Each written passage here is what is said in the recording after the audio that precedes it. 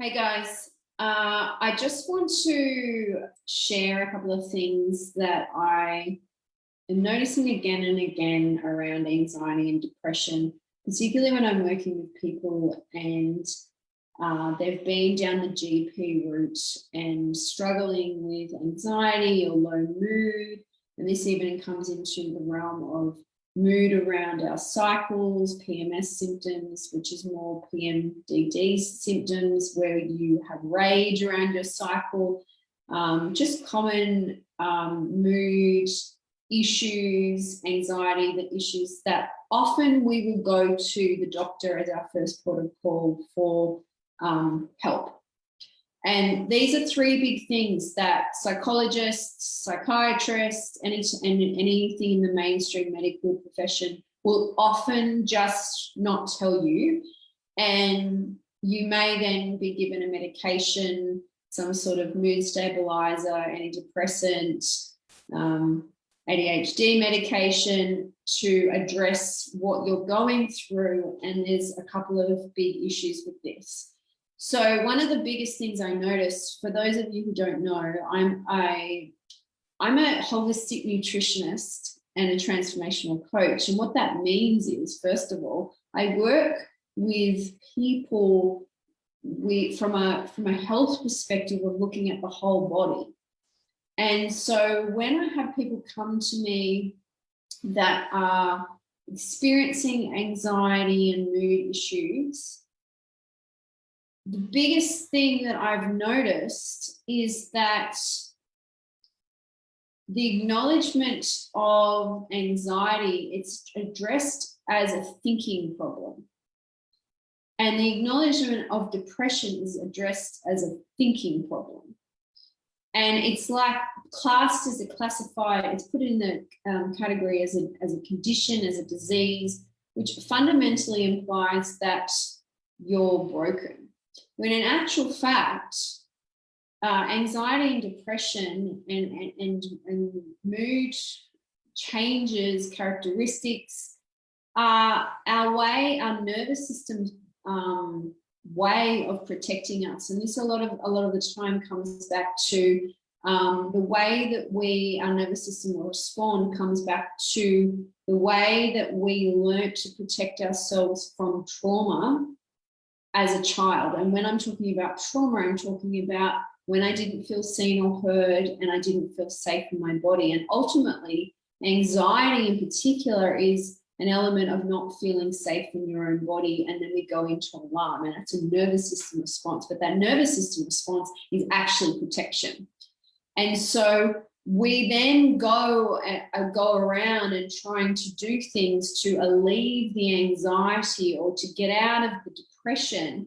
And a lot of it we'll treat it like we just have to think our way out of it. We just have to be positive, or we just have to just push through, and no, it doesn't matter what you do, just go through. And a lot of the personal development world also falls into this category where it's like there's a real gaslighting of what we're going through, first of all. So people will go to the doctor and not feel seen and heard, and our feelings will be completely invalidated. But here's the bit that you've got to understand when we're talking about anything to do with the nervous system.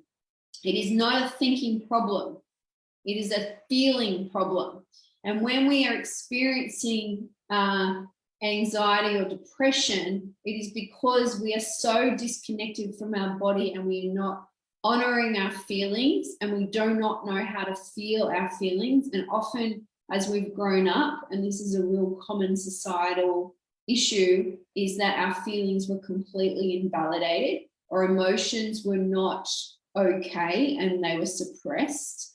And anxiety and depression is a body's indicator, or a way that is our body is indicated that we are not in our bodies, we're not feeling our feelings, and we're not processing emotions. And the body will keep emotional score. And so particularly with anxiety, what happens is it is so uncomfortable that we dissociate, and we will go up into our heads, and the chatter will go, and then we'll go and do whatever we can to distract ourselves, whether it be with food, whether it be with drugs, whether it be porn addictions, whether it be gambling, whatever. It could be big things, little things, but we're trying to soothe ourselves because we don't know from externals, from the outside, because we actually don't know how to soothe ourselves from the inside. Yes. And so there's an invalidation happening even with the fact of going and getting a diagnosis, because then it applies that you have a disease or there's a chemical imbalance. And this is the biggest problem. It's like, no, you actually just don't know how to feel your feelings. And so it's a nervous system dysfunction more so than anything else. Same with conditions such as ADHD. And then we look back at it and we're like, where does that come from? It comes from traumas that are stored in the body. And traumas can be big traumas, they can be little traumas, it doesn't matter. A trauma could be, I felt invalidated, or I was emotionally responsible for my mum, my dad, or I didn't feel seen or heard, or they could have been bigger traumas such as different types of abuse, physical abuse, emotional abuse, experiences when we were growing up, like bullying. You know, the spectrum is broad and wide. But what we experience is for everyone, for each human being is different and individual, and it's all valid.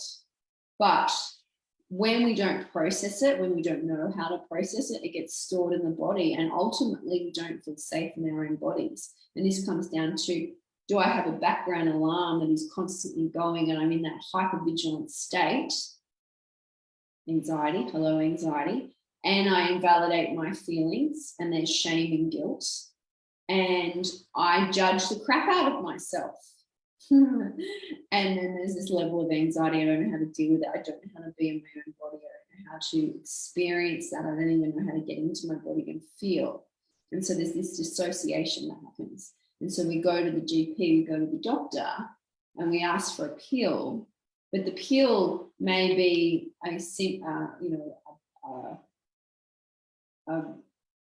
needed in the moment, or may needed to become level again or become more stable, but it's not going to address the underlying problem. And this is a thinking, it's not a thinking problem, it's a feeling problem. And this is protection. And a lot of the time our go-to behaviors are actually protection that were serving as protection when we were younger and when we went through an experience, but now that's not effective anymore, right? Number 2 is the state of your gut will impact the state of your mental health.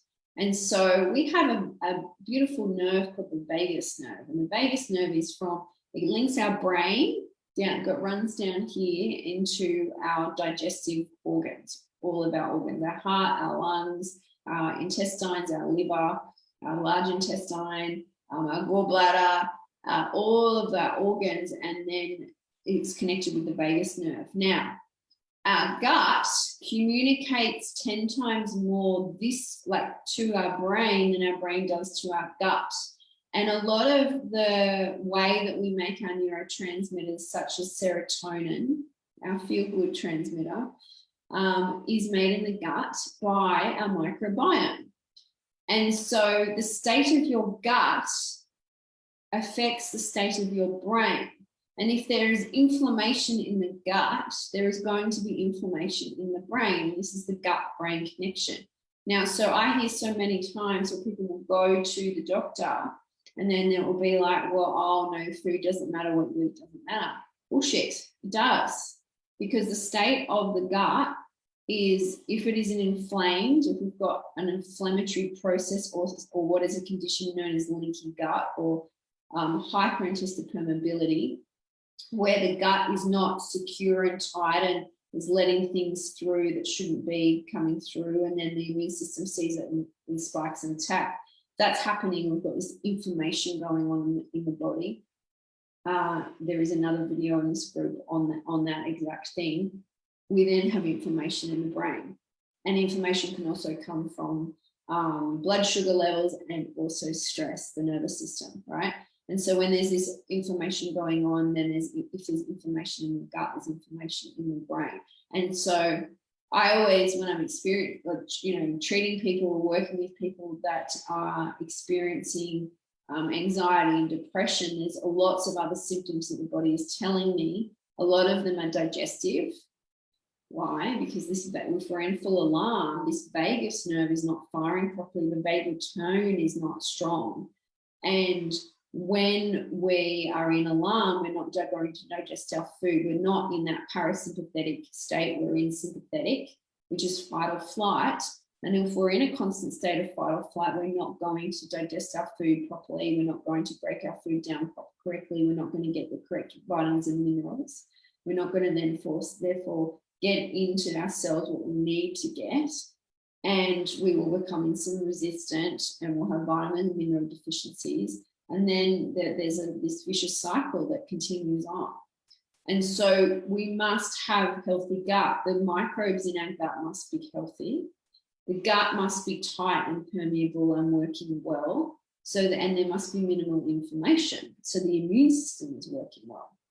And if the gut is not working well, the immune system is not working well, because most of our immune system is also in our gut.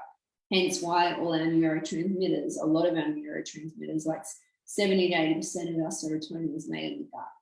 What do you do when you go and take an SSRI? Which is a selective serotonin uptake inhibitor. So it basically allows more serotonin to go into the cell. It doesn't give you more serotonin, it just allows it to be absorbed more. Okay, but why are we not making enough serotonin in the first place? Why is that not happening? Is it because and its combination is because the gut is not healthy, we're not making enough. It's also because this vagus nerve is not firing properly. And there's this ripple effect that happens. So the state of the gut is really, really, really important. This is one of the biggest things I learned on my journey. After I got sick and had a tumor in my kidney, I had to get my kidney removed, and no one talked to me about diet or anything like that. And I was like, oh my goodness. So really important, gut-brain connection. It's huge in impact on mental health, right? The third thing is medication does not address the underlying cause or fix the issues, but it also can cause a lot of deficiencies, not just side effects, deficiencies, and the side effects often are a result of the deficiencies. And so many mood stabilizers, antidepressants, antipsychotics. I'm not saying that don't use them. This is a disclaimer too, by the way, guys. But they are necessary in some cases, but I also feel they are chronically overprescribed, and the risk factors are not well explained, as well as what they could deplete you of. And a lot of things like these medications are also not meant to be on for long term. And so some of the deficiencies that can occur are magnesium, vitamin D, different B vitamins, particularly B3, B6, coenzyme Q10. And guess what all of those are related to? They're related to a healthy functioning nervous system. If we want our nerves firing properly and the electrical current going along our nerves to be firing correctly, guess what we need? We need magnesium.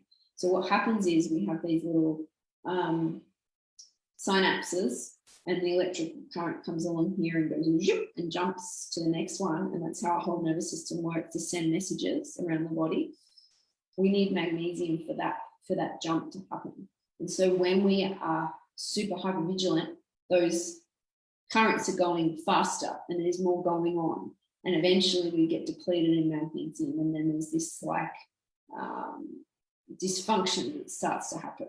Magnesium is super important for like over 500 reactions in the body. So we need magnesium, really important, particularly for mental health. And it blows my mind how many people with anxiety are not on magnesium and not on good quality B vitamins. B vitamins is also related to energy production and mood and the way we actually make energy and produce energy in the body, as well as the way our nervous system functions. Vitamin D, also related to mood and immunity and good gut health. We need vitamin D to feel good. And coenzyme Q10, also really important for energy production and nervous system function. Can you see the irony of this? And so knowing that these can cause depletions, then And then there is this issue of going, okay, if we're not addressing the underlying causes and this connection between getting the foundations right with the gut and making sure we're not depleted and there's not deficiencies, because a lot in the very first case, a lot of the time there would be deficiencies to begin with, and then on the top of that there is the medication to build and create more deficiencies. And so then when people try and get off these, they can't, because the body hasn't got the core ingredients for it to actually function properly. And so we want to look at it from a perspective of, what does the body need to be in that balance to actually function properly, for the nervous system to fire from baseline of the biochemical status. So we've got to look at the gut, the way that we're eating, our vitamins and mineral status, all of those aspects. And then also, how is the nervous system functioning and what tools have we got to actually work through that and process that? And I kid you not, I've had conversations sometimes with people who have spent years and years and years in therapy. No one has ever suggested diet. No one has ever looked at vitamin and mineral deficiencies. And often, more than not, no one has ever, and even if they're seeing therapists at times or psychologists or getting things as extreme as shock therapy, have they been taught how to process their emotions and feel their feelings, which sounds like an absolute no freaking brainer. But this is what happens. And so we go to a doctor's appointment, and this is